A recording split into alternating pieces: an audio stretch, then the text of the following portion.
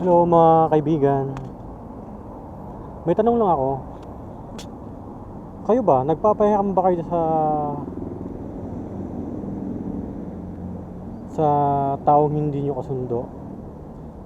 Halimbawa, kapitbahay, hindi nyo kasundo. Tapos lumapit sa inyo na nanghihiram. Papahiramin nyo ba?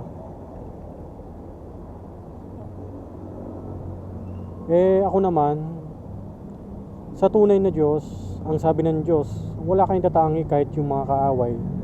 Pagka nanghihiram sa'yo, pahiramin mo. Pagka hindi nagbayad, thank you.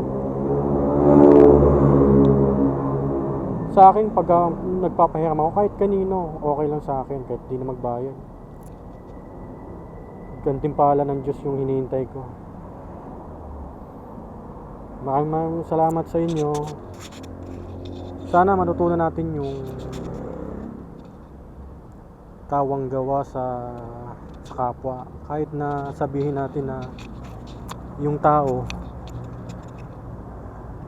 hindi pagkakatiwalaan, syempre tao pa rin yun eh. Pagka nangangailangan ng isang tao na kahit anumang bagay, syempre kung mayroon ka, bibigyan mo. Kasi ako ganun eh. May mga taong ayaw sa akin, pero pagka lumalapit sila, hindi ko naman tinatanggihan, hindi ko naman hihindihan. Pagka meron ako, nagbibigay ako.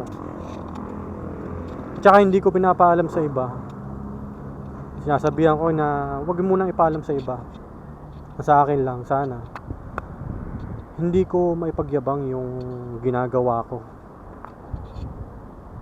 Maraming salamat.